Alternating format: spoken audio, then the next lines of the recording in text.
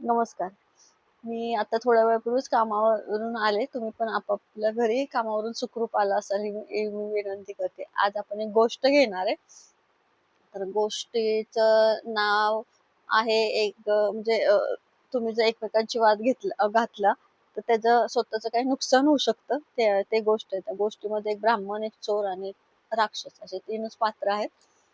तर आपण ब्राह्मणापासून सुरू करू. तर एका गावात एक ब्राह्मण राहत असतो आणि तो खूप गरीब असतो तो ब्राह्मण आणि कसं तरी पूजापाठ करून आपलं घराचं प्रपंच तो चालवत असतो. म्हणजे न तरी त्याला असं व्यवस्थित असं खायला वगैरे मिळत नसतं. म्हणजे परिस्थिती त्यांची खूप गरीब असते. मग ते एका दिवशी एका पूजेला जातात. पण ज्या पूजेला ते गेलेले असतात, त्या माणसाची परिस्थिती खूप चांगली असते.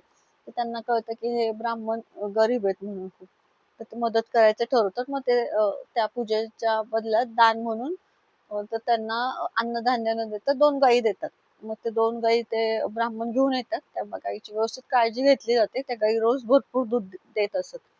आणि मग ते ब्राह्मण ते दूध विकून दूध, दही, तूप, लोणी असं विकून स्वतःचं घर चालवत असे आणि स्वतः घरात पण ते खायला होत असे. त्यांचा अतिशय मग मजेत होते. जिथे ते एका वेळेचं खायला मिळालं तर नंतर नाही तर आता त्यांना व्यवस्थित 2 टाईमचं खायला वगैरे मिळतं आणि त्यांची आर्थिक परिस्थिती पण सुधारते. आता गावात एक राक्षस राहत असतो आणि एक चोर पण राहत असतो. तर राक्षसला त्या ब्राह्मणाचा राग येत असतो. कारण ब्राह्मण पूजाविधी करून त्या राक्षसाला लांब घालवत असतो. म्हणजे मग त्याचे उपासमार वगैरे सुरू असतो. तो लोकांना खात असतो ना. मग ते पूजा अर्चा करून मंत्रतंत्र करून त्या राक्षसला गावामध्ये एंट्रीच भेटत नसते. मग त्याच्यामुळे तो म्हणतो की आता ब्राह्मणाला खायचं. आणि चोराची पण त्या 2 गायी असतात ना, तर त्यांच्यावर नजर असते. तर चोर बोलतो की मी त्या गायी जर घेतल्या तर माझी पण आर्थिक परिस्थिती चांगली होऊ शकते. मग ते दोघं त्या उद्देशाने ब्राह्मणाच्या दिशेने यायला निघतात. आणि नंतर मग त्यांची एकमेकांची भेट पडते. तर ते दोघं एकमेकांचे मित्रच असतात. तर ते बोलतात, "तू कुठं चालला?" राक्षस विचारतो. चोर बोलतो, की "मी त्या ब्राह्मणाच्या घरी गाई घ्यायला चाललो." तर चोर विचारतो, "तू कुठे चालला?" राक्षसला. तर बोलतो, की "मी हा ब्राह्मण आहे ना, त्यालाच खायला निघाले. कारण त्याने पूजा अर्चा करून माझं जीवन नकोसं केलंय म्हणून. तर मला आता त्यालाच खाऊन टाकायचं." म्हणजे हेच संपलं. मॅटरच संपलं म्हणून. तर ते बोलतात, "ठीक आहे, आपल्या दोघांचं लक्ष एकच आहे. तर आपण आता दोघे एकत्रच जाऊया." मग दोघे एकत्र येतात आणि बघतात तर घरात डोकावून बघतात तर बिचारा तो गरीब ब्राह्मण झोपलेला असतो व्यवस्थित. आणि शांत झोपलेला असतो. एका बाजूला कुत्रा असतो म्हणजे बाहेर कुत्रा झोपलेला असतो त्यांचा. परत इकडे ते 2 गायी पण अशा डोळे मिटून खात असतात ते. रवंथ करतात ना, तिथं तसं सुरू असतं त्यांचं. आणि नंतर मग पहिल्यांदा मग ते दोघांचं बोलणं सुरू होतं, की राक्षस म्हणतो, ह्याने माझं जीवन नकोसं केलंय, तर मी ह्याला पहिल्यांदा खाणार." तो चोर बोलतो, की "नाही, मी 2 गायी पहिल्यांदा नेणार." तर चोर बोलतो, की "नाही, म्हणजे तू स्वतःला काही शहाणा समजतोस का? तू 2 गायी नेल्या आणि त्या नेताना ओरडल्या, त्यांनी हंबरडा फोडला आणि ब्राह्मण जागा झाला, तर कसं खाणार त्यांना?" मग ते बोलतात, की "तू जो राक्षसांना मारलं."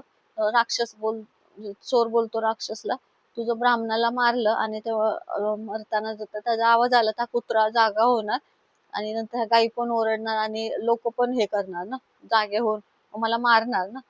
मग ते बोलतात मग मी मारणार की तू मी मारणार की तू 2 गायी नेणार, मी मारणार हे तर दोघांची हुज्जत आणि वाद सुरू होतात. आणि नंतर मग त्या दोघांची फ्रेंडशिप असते ती हळू संपायला लागते. मग दोघं एकमेकांशी जे सुरू होतात भांडायला आणि नंतर त्यांचा आवाज पण मोठमोठा व्हायला लागतो.